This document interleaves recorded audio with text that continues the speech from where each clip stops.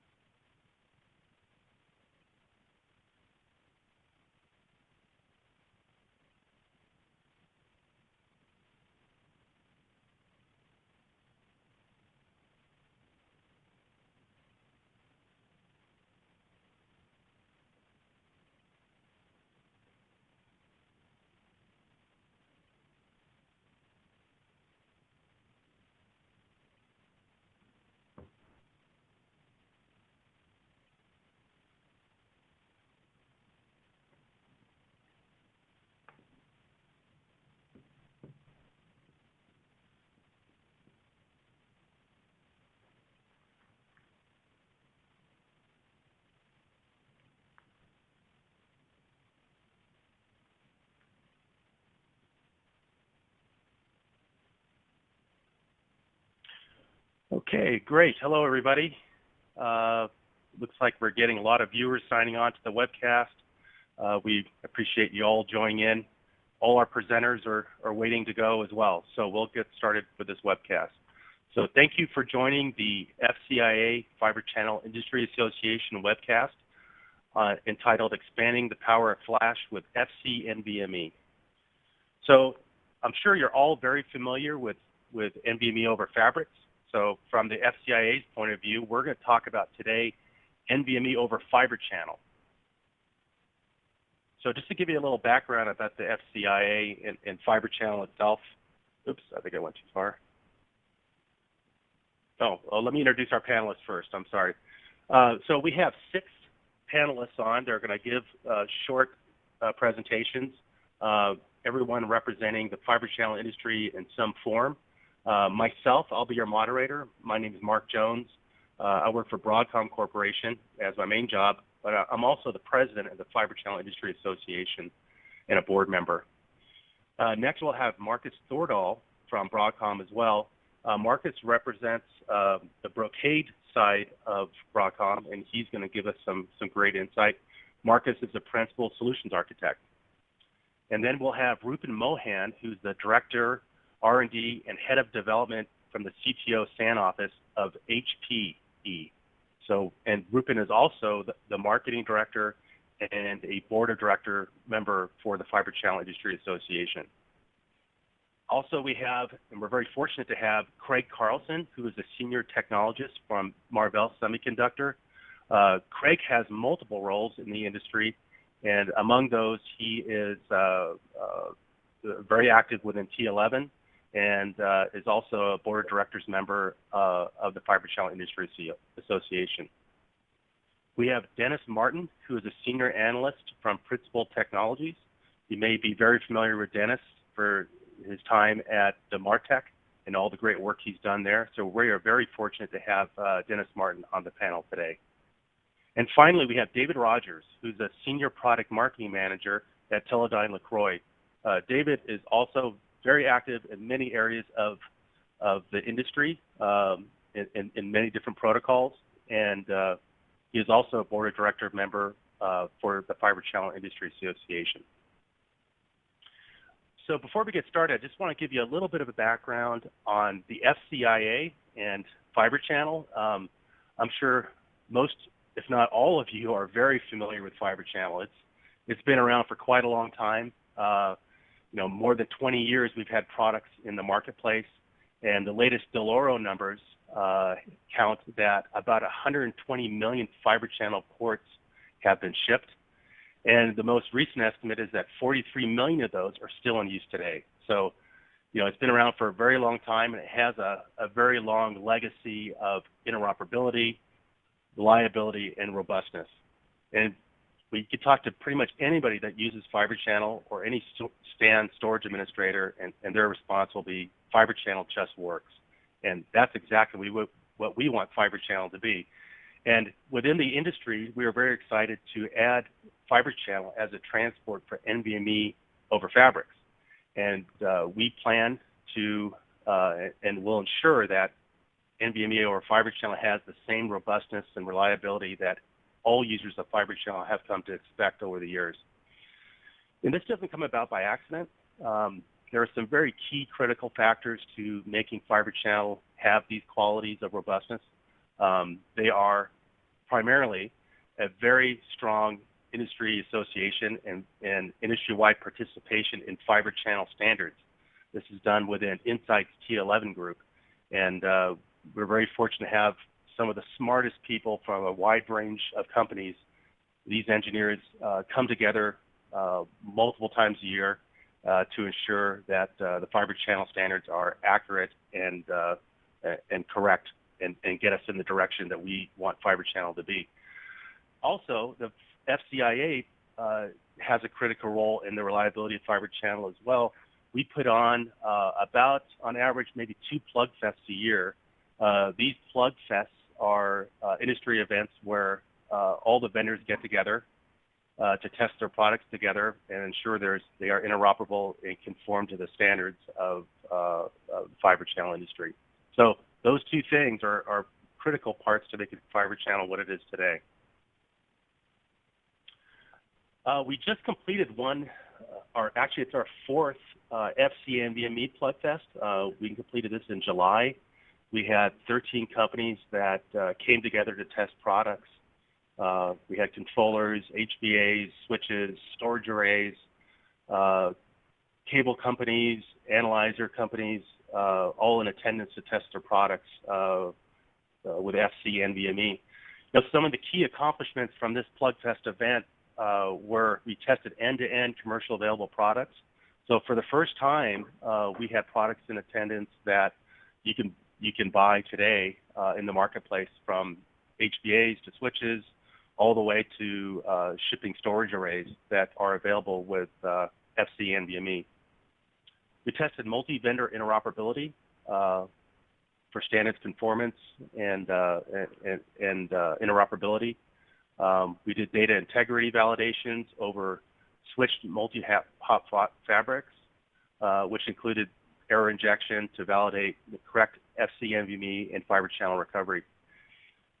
We also tested not just FC-NVMe, but the legacy of Fibre Channel. So one of the key attributes of FC-NVMe is the ability for it to run literally over the same port, over the same wire concurrently with traditional Fibre Channel traffic of all types.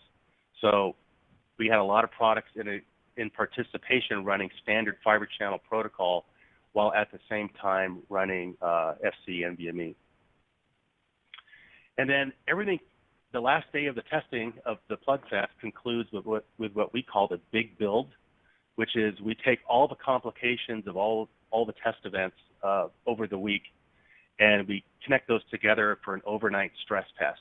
So everything needs to run overnight, connected, multi-protocol, and we check the results the next day. So we're very happy and fortunate. We had a very good event, this last one in July, and we look forward to the next FC-NVMe Plug Fest, probably slated to happen sometime in spring of next year. If you'd like to find out more about how to participate with the FCIA, we recommend that you visit our website, fibrechannel.org. There you'll find a lot of great information. Our marketing group just completed the 2018 FC Solutions Guide. There you'll see a number of articles on the latest topics of Fibre Channel, including FC-NVMe and the Fibre Channel roadmap and flash storage topics. Other great asset on the website is our roadmap. So we have a roadmap section which will tell you, give you all the speeds, tell you where we're going with Fibre Channel in the coming years, and what we envision to have happen. Also there you'll find PlugFest information, so if you're interested in signing up for a PlugFest, you'll see the call for meetings and the important documents that need to be reviewed and signed, as well as the fee schedule for the PlugFest. And then we have a very popular education program within the FCIA. On our website, you'll see the education links for that. That's actually done on Bright Talk. So we have a Bright Talk channel, the FCIA Bright Talk channel, and there you'll see a whole library of very interesting previous webcasts we've done within the education committee of the FCIA. And then you can also reach us on social media. We're on LinkedIn, Twitter, at FCI News. Okay, the agenda today, I've introduced the speakers. So we have a number of interesting speakers. Kicking us off will be from Marcus Thordahl, and he's going to talk about a new normal and storage latency. Okay, Marcus, it's all yours. Thanks a lot, Mark. So what I will do is I'll, at a high level, go over how Flash and NVMe changes latency for shared storage, as well as a use case example enabled with FC-NVMe of an application hungry for absolute lowest storage latency. So while there are many elements participating in network storage latency, the primary thing which is changing is really twofold. First of all, as we all know, Flash is orders of magnitude faster than faster performing media than what we had previously with spinning disk. Secondly, the NVMe protocol is designed to take advantage of Flash storage media with properties that are more like memory than rotational or mechanical media. This means that where storage arrays, before we started having all Flash arrays, have really improved storage latency and performance, plus provided storage services, including data protection and, for example, encryption and dedupe, without really adding any noticeable latency. Well, this is changing with SSDs, making protocols and storage services visible to applications which are really chasing this lowest latency. So if we look at each element of the end-to-end storage stack as it applies to networked and shared storage and the application, let's see what's changing with FC-NVMe. Starting with the server I/O stack on the left, here we are seeing performance improvement with the NVMe stack compared to SCSI for a couple of reasons. Number one, the NVMe protocol is much more lightweight compared to SCSI.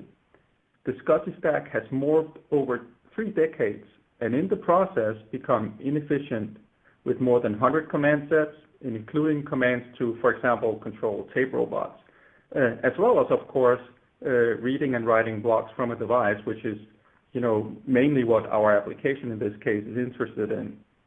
Compared to NVMe, which has been written in today's day and age with the sole purpose of communicating with solid-state media. In addition, while we haven't really seen applications starting to take advantage of this yet, NVMe is spec'd to support multiple I/O queues in parallel. Compared to SCSI with a single queue, the spec is 64K queues with 64K queue depth. This is an area where multi-threaded applications, including, of course, hypervisors, can greatly improve storage performance with each virtual CPU core having its own I/O queue. Well, as we pass through the HBA and across the Fibre Channel network, there's really no difference in speed between SCSI and NVMe over the Fibre Channel network. Having that said, new enhancements to the Fibre Channel standards, which I think will be touched upon a little bit later in this presentation, are happening to FC and NVMe first, and then they're backported to support SCSI. It is important to point out that all the storage network services, as you know them, apply to FC-NVMe, including things like having a name server available, zoning, frame-level network visibility, etc. And as we enter the storage array, SCSI and NVMe driver stack comparisons as we had it on the server side somewhat apply, though many array vendors generally have more efficient driver stacks compared to the host side OS drivers. The main difference is going to be in the controller and services layer. As we see in the table here, storage services fall somewhat in the 150 microseconds range. And with latest storage media, latest SSDs dropping to around 10 microseconds range with latest technology, the anticipation is that storage arrays in the NVMe era, we could call it, will provide an accelerated NVMe path, or maybe even a direct media access for applications where absolute lowest latency is a priority far above any storage services. Having that said, I think we can agree that many or most applications in the enterprise today want at least data protection. Now let's take a look at a use case example which customers have been talking with us about. This use case represents an application with appetite for absolute lowest latency in sacrifice for data protection. What you see on the diagram there is, at a high level, the ability to run real-time or, let's say, near real-time analytics on a transactional database and apply, for example, machine learning without impacting the transactional performance of the database. As you can see on the diagram here, the transactional database is protected as usual on the storage array, and then snapshot copies are performed and offloaded in the background to NVMe namespaces. In principle, the transactional database could also run on an NVMe namespace, but it doesn't necessarily have to. And then we provide access to the data analytics application to this namespace copy, either on the array if it can support it directly, or it could also be copied to network attached JBOF. And so in this way, we can run real-time or near real-time analytics on the database copy with latencies in the sub 50 microsecond range without any impact on our transactional database. And so with this overview and use case example, I would like to hand it back to you, Mark. Great, thanks, Marcus. That was great information, very interesting. Next, we'd like to turn it over to Rupin Mohan. Rupin, it's all yours. Thanks, Mark. Thank you.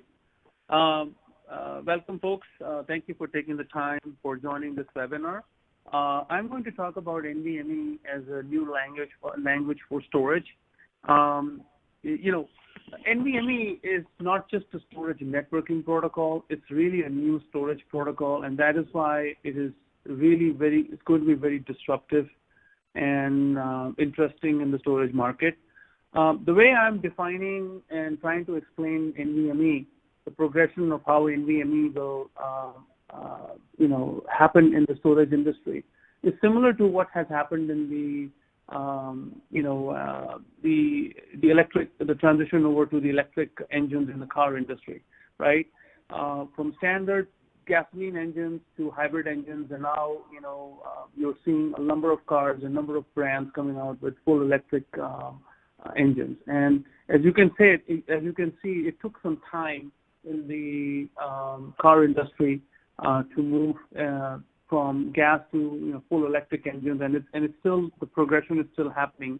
I think in the storage industry, a similar progression will happen, but at a much faster pace. So the way I look at a traditional storage array is, you have a storage controller running SCSI protocol. The front end is, majority of it is Fibre Channel, and you have a few iSCSI, percentage points in the front end. The back end is mainly, I would say, 95 to 100% SAS SATA, and then the traditional stack for traditional storage arrays is very rich in software features. What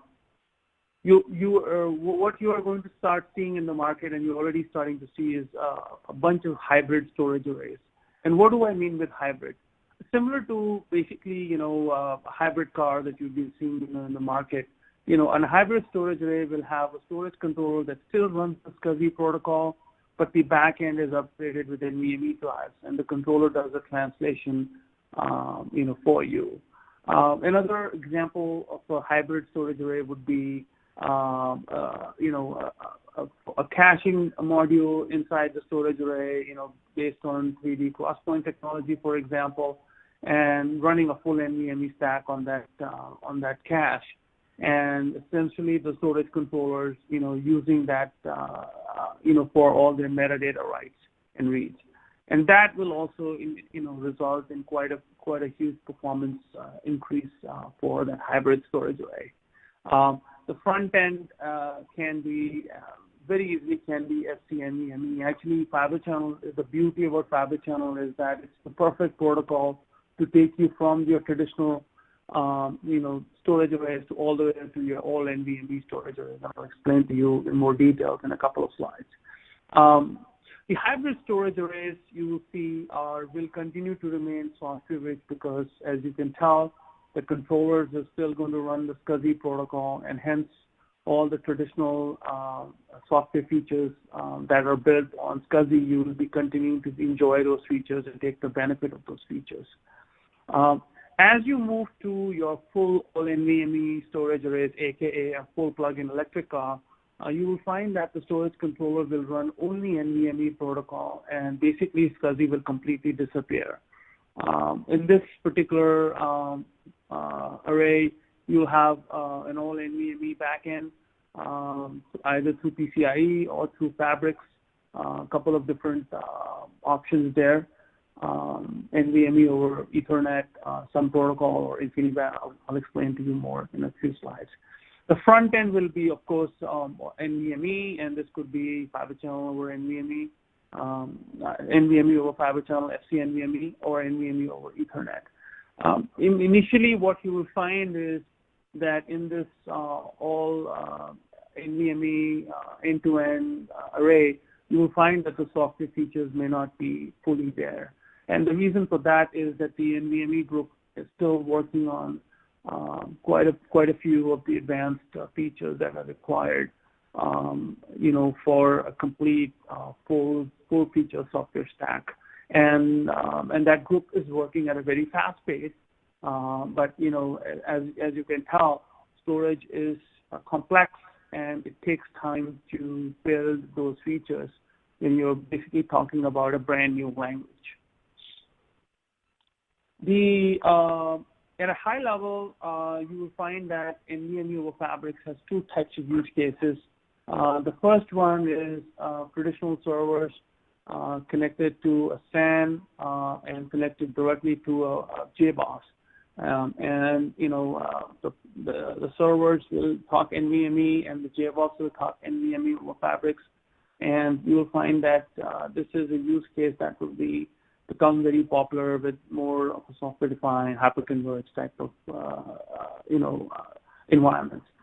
For traditional storage controller and storage, enterprise storage environments, you will find that essentially that the front end and the back end will be NVMe over Fabrics, and instead of a JBOD connected via SAS to a storage controller, you will find that JBOD becomes JBoss. You will find that going forward as we move from a hybrid to an all NVMe array.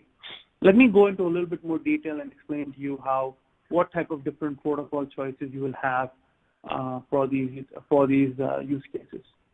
Fibre Channel, actually, like I said before, is a protocol that actually really fits in very nicely for NVMe over Fabrics, because it fits both the hybrid use case as well as an all NVMe use case. And you can tell from this slide, the top section of the slide, you'll find you can run NVMe over Fibre Channel, and then the storage controller can do the translation for you. And you can use existing SAN infrastructure that you already have probably in place in your data centers. The bottom side of the picture, you'll find that this is controller talks NVMe, and the SCSI completely disappears, and you have a use case where you have an end-to-end NVMe over Fibre Channel, and you can use all the features and functionality that are existing and that are provided by NVMe. Okay? The beauty of this use case is, like Mark mentioned in the beginning, that you can have your traditional storage arrays, SCSI-based, connected to the same fabric, even over the same port, and in addition to your hybrid NVMe or your all NVMe storage arrays. So from an investment protection perspective, this works very well for our customers. When you move to Ethernet, you move away from sort of a hybrid use case. You're kind of talking about an all NVMe use case because you really don't have any legacy infrastructure in place, and you're talking about essentially a brand new infrastructure that you'll have to put in place when you're talking about NVMe over Ethernet. And as you can tell, there are lots of different transport choices. I have one more slide that I explain all the pros and cons of different options. But here also you can have a front-end fabric and a back-end fabric. You will have a choice of either the back-end connected to a PCIe or the JBoss connected to a fabric. So, in order to scale, you will have to choose the back-end Ethernet option also. And my final slide, I'll just make some comments on what's in the landscape today and why Fibre Channel actually sits in a very, very comfortable position. The Fibre Channel, when you compare all these different protocols in 4 different vectors in the latency, scalability, performance, and then sort of what's the footprint today, you'll find that really the Fibre Channel, has sort of it runs in a sweet spot with quite a bit lower latency, very scalable, high performance, as well as, you get the reliability and the maturity of the fabric that you already have in your data center today. Rocky V2 actually probably is going to be my second choice, after Fibre Channel. And here you get, potentially the lowest latency, although we are working on the Fibre Channel group, to get to that level also with few new features building with RDMA.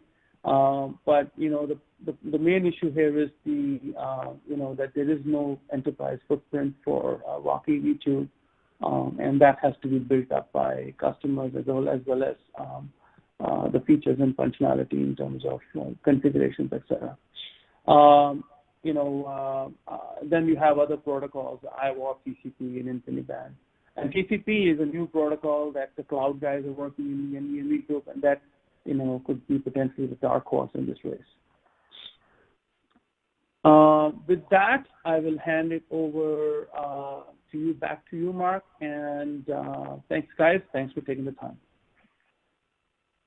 Great. Thank you so much, Rupin. Appreciate that. Before we move on, we had one question from the audience that asked, what is a JBoss? I just want to clarify before we move on that JBoss is, those of us in the industry refer to as just a bunch of flash. So hopefully that helps clear things up.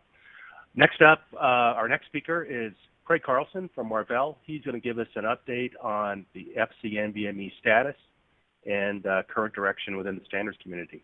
All yours, Craig. Thanks, Mark. So one of my roles is the chair of the FC-NVMe group. So I'm going to give an update on where we have been on that. So as people may be aware, the first revision of FC-NVMe was released in 2016 under the ANSI T11 Insights Standards Organization. So it's been out for a year and a half, 2 years now, and there are products available. Many of the HBA or host bus adapter products were simply a firmware update. So there really wasn't any hardware changes required to get at least many of the host devices to work as FC-NVMe. The storage devices are starting to roll out the end of this year. And I would expect to see a lot more rolling out in the coming year as well. And the the thing that's key about how we designed FC-NVMe is that we designed it to be based on existing hardware software, and that's existing hardware software that's tested and also accelerated. The NVMe, FC-NVMe uses the accelerated path in the existing Fibre Channel devices, and that goes from both the initiators to the targets. So, of course, we can never sit and we have to keep moving ahead.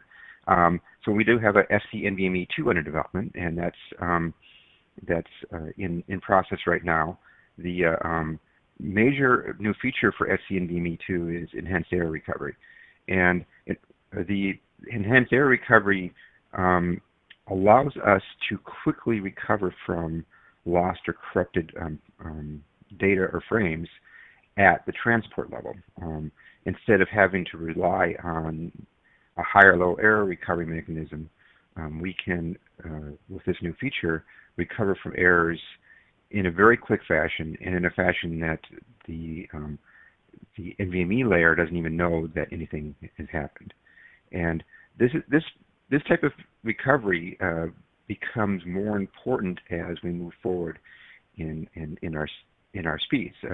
As you get faster and faster, of course, you're pushing more bits, and there's a higher probability per any time period of something going wrong. And things do go wrong, and they don't go as wrong as often as some of the theory might say, but they still do go wrong, and you want to be able to recover from that quickly. And we're really looking at this to up the reliability of the existing Fibre Channel, which is already reliable. And we've had Fibre Channel running other storage protocols such as SCSI for years, and we're actually going to port this particular feature back into the SCSI stack as well to increase the reliability there.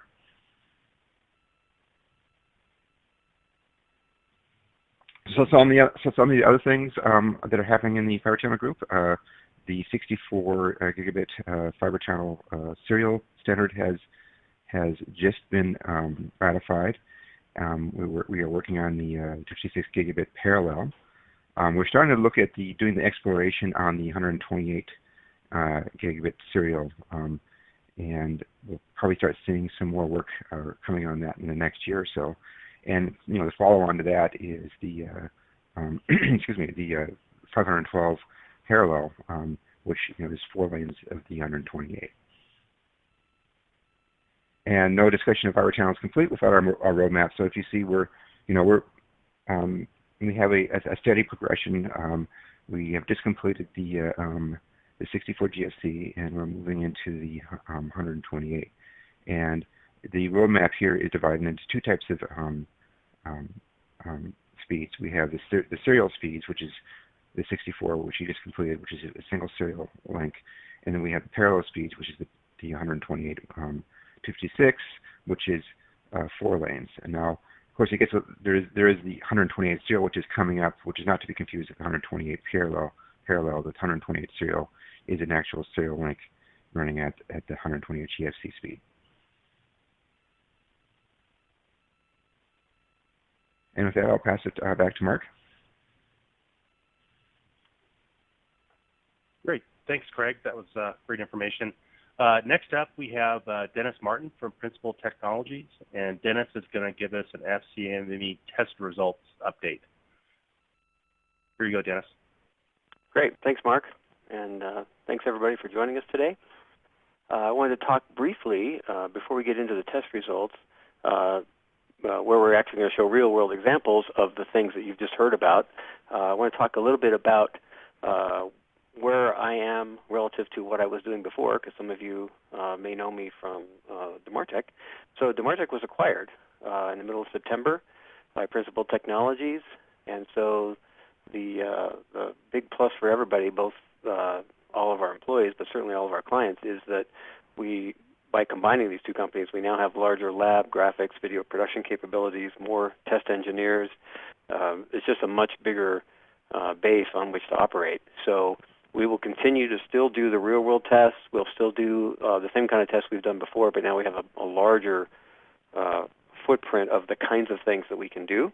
If you want to find out more about this, you can either go to the DeMartech website on the home page or the Principal Technologies website on the home page, or you can go to the link that you see at the bottom there.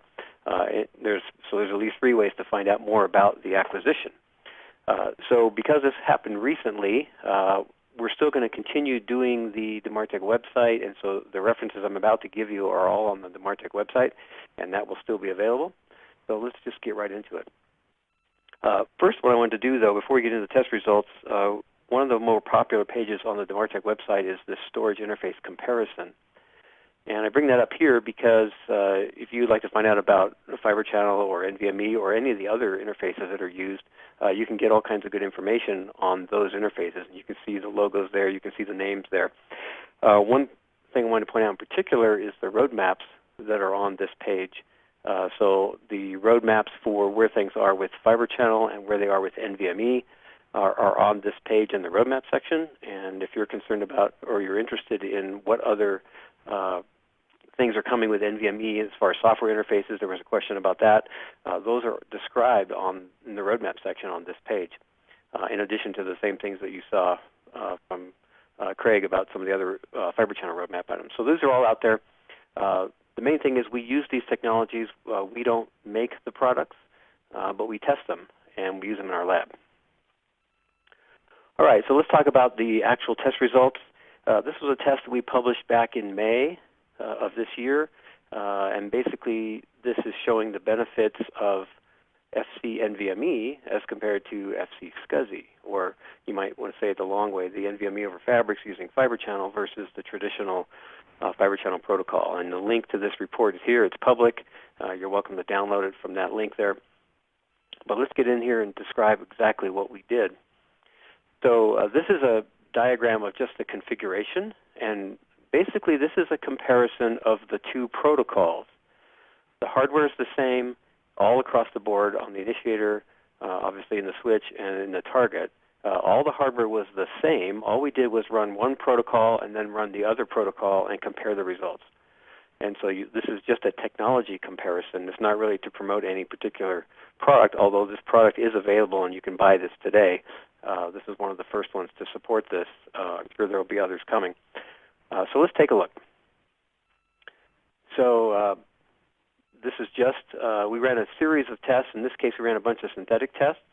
And so in the 4K random read test, we're looking at latency versus IOPS here. So you have IOPS going across the horizontal scale at the bottom, and you have latency going up the vertical scale on the left.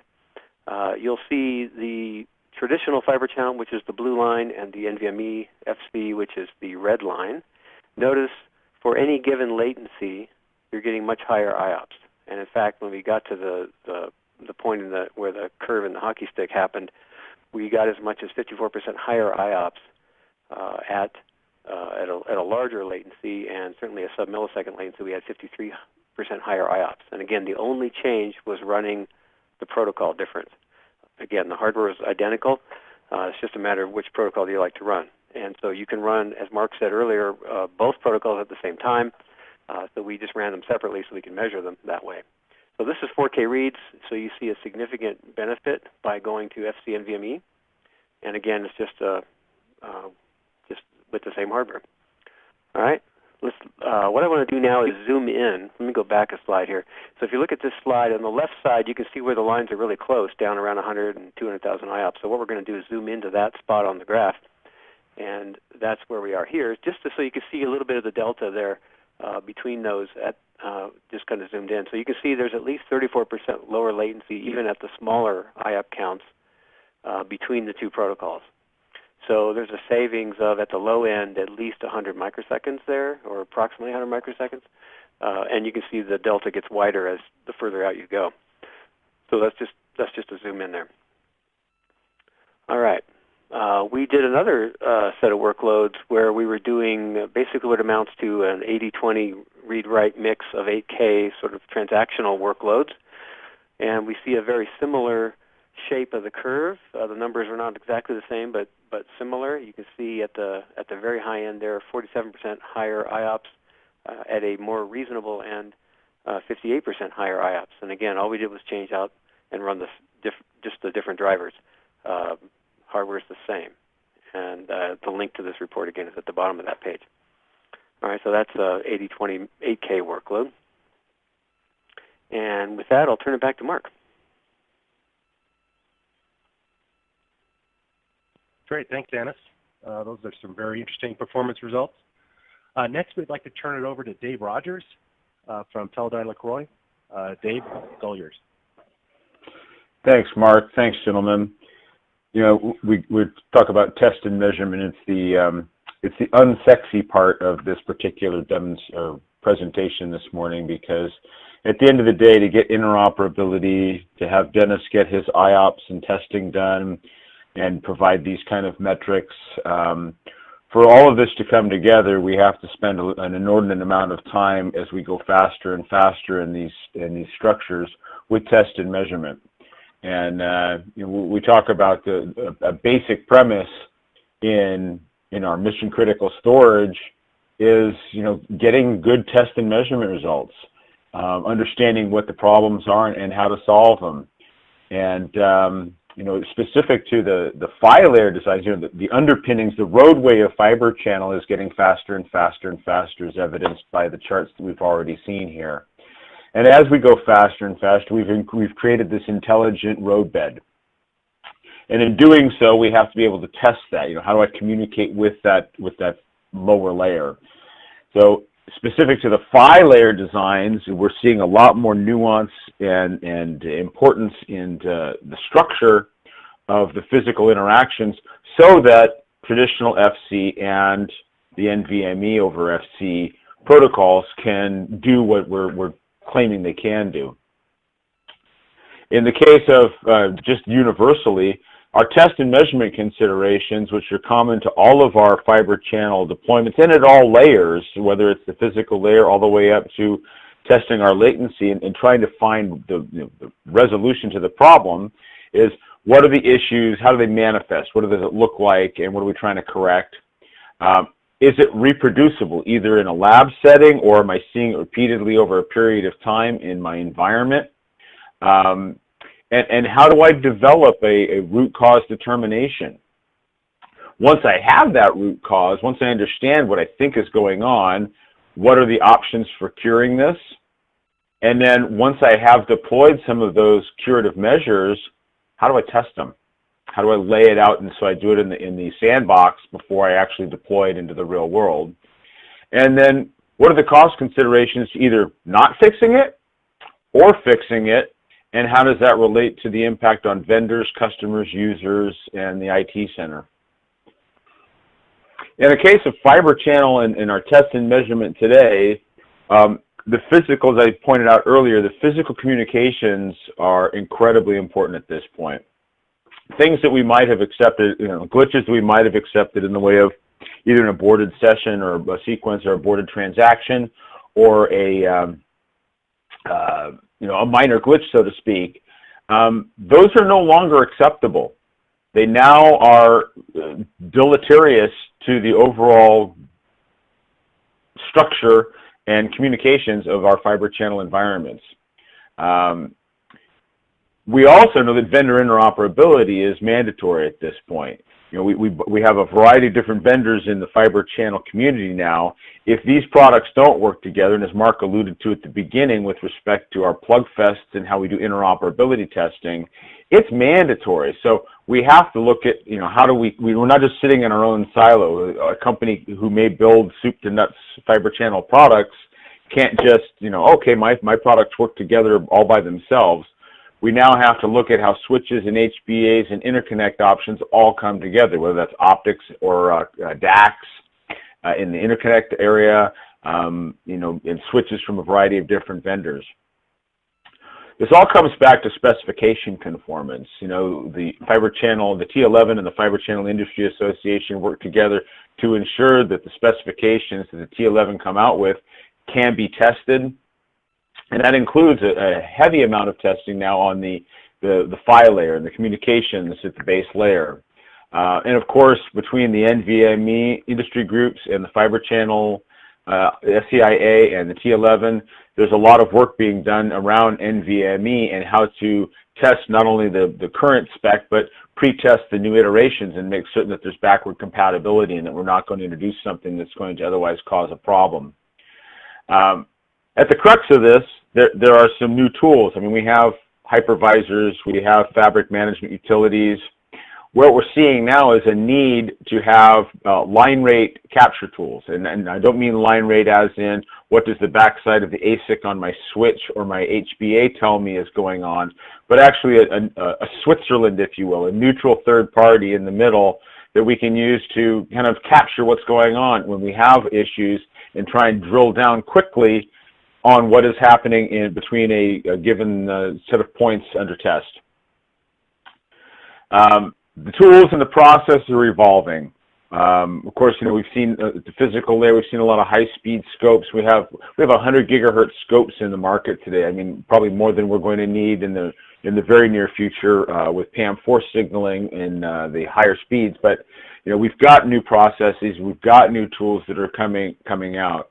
We have companies and tools that are providing specialized generation so that we can, in development, in the lab, we can do coding and we can do traffic that is kind of real world and really test and stress test our environments and the links under examination. With our new line rate or the adoption of high-speed line rate analysis capabilities, we're allowing for companies to have a transparent third party in line, be able to do bit level capture and do these detailed analysis that would otherwise, if we didn't have that, those minor imperfections would slow down our capabilities of getting these high throughputs and these low latencies that we're talking about. And you know, lastly, upon this slide, as I alluded to earlier, the roadbed, or the channel, if you will, is becoming smarter and smarter. With speed negotiation and transmitter training, there's evolutions in how these things are working so as to optimize the asphalt that the fiber channel vehicle is now riding upon. And that's all I have for today. So Mark, I throw it back to you for a little Q&A. Oh, great. Thanks, David. Appreciate that. And thank you to all our panelists today for their prepared remarks. Very insightful. I'd like to ask you guys to hang on. We have some questions from the audience already stacking up. And to the audience, please use your Q&A chat window if you have any questions you'd like to ask of us. We have about 10 minutes remaining, so we have plenty of time to answer a few questions. One of the questions I see from the audience is, will we start seeing storage class memory as the next evolution of flash to take full advantage of NVMe? I'd like to ask that to our panelists. Anybody have any comments on that question? This is Dennis. I'll make a couple of comments. Just to be technical about this, when we say flash, typically we mean NAND flash, and storage class memory may not be NAND flash, it might be something else. But I think generally speaking, you will see things beyond NAND flash used in an NVMe type setting.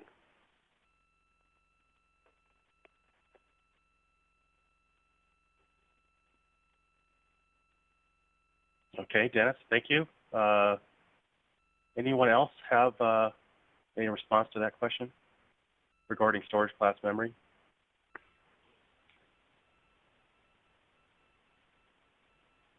Okay, great. Thanks folks. Our next question, what storage vendors currently offer end-to-end FC-NVMe arrays? I think, Dennis, you alluded to one in your test results. Maybe you want to give us a little more detail on that. Sure. Again, not to promote any particular vendor, but the test we ran was on a NetApp, and the storage array was the A700. They have the A700 and the A800. Those are in the market today. I don't know if the other ones, I know there are others coming. I just don't know if they're actually public yet as far as specifically running FC-NVMe, but I know there are others coming. Yeah, that's a good response, Dennis. There have been numerous press releases and announcements from the major storage vendors. I would recommend to the audience you contact your favorite storage vendor and ask them the question, when do they plan to have FC-NVMe available on their storage arrays. I think given the momentum that we've been seeing, I think we'll expect to have this pretty well deployed here very soon. Next question we have here is, how do we guarantee interoperability if each vendor has its own way to implement technology? That's an excellent question. That's an excellent question. I'd like to address that, and I hear some other people wanting to jump in. You know, when we look at these specifications as written by the consortiums or the SIGs that are involved with them, there's a variety of different people that are looking at it so that we get a pretty well-rounded understanding of the specification going in. Then, you know, companies go back, the NEMs go back and they build to that specification. And, you know, whether they're using watercolors or oils or pastels, they're painting the engineers are painting their quote-unquote picture according to how they interpret that specification. One of the primary goals and functions of the FCIA with interoperability testing is to actually bring these people together, these NEMs together in a safe and non-partisan environment so that we can actually go through the steps to test and provide that feedback. I think for those of you who have never attended one of these, you'll find engineers from what otherwise would be bitter rival companies working side by side to understand the implications and the nuances of these specifications and how they may or may not be working together.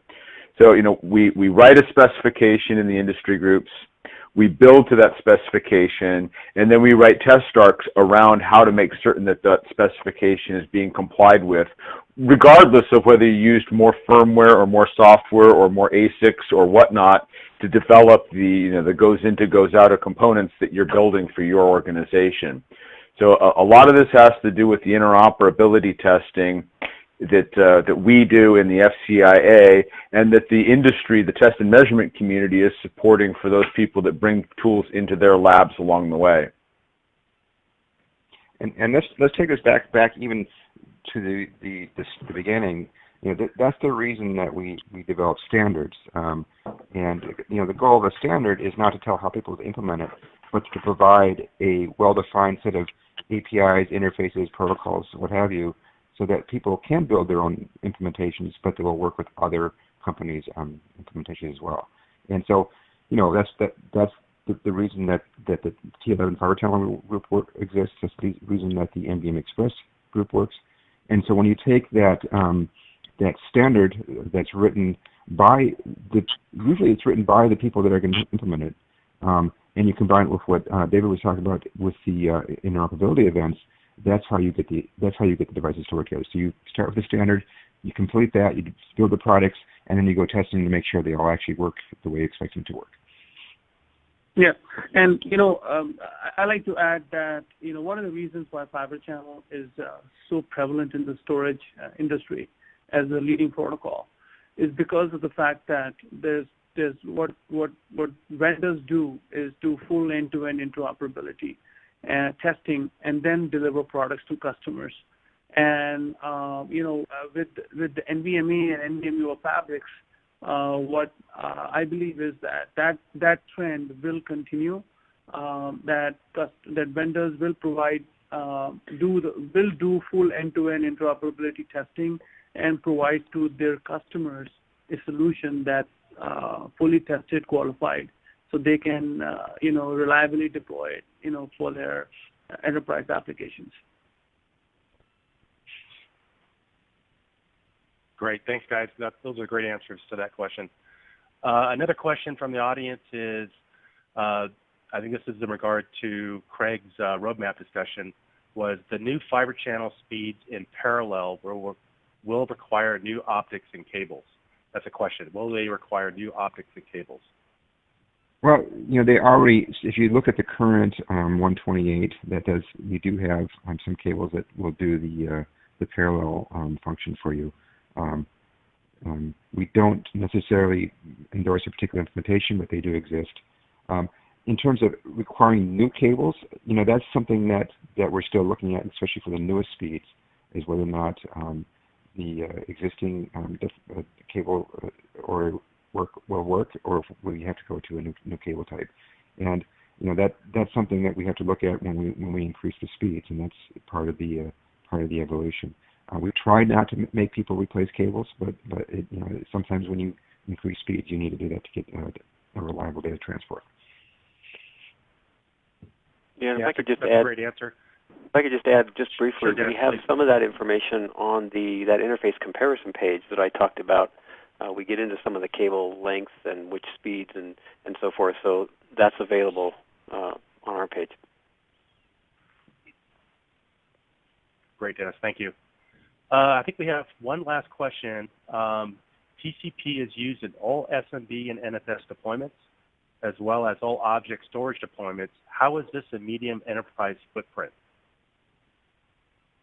I can take a stab at that, Mark. But what I meant with that comment was essentially iSCSI, and iSCSI has some footprint in the enterprise, and iSCSI basically runs on TCP/IP. Great, thanks, Dennis. Well, we're just about out of time. So thanks everybody for attending this webinar, and thanks to our panelists again for your information and your expertise. If you'd like more information about the FCIA, please join fibrechannel.org or go to fibrechannel.org website and get information from there.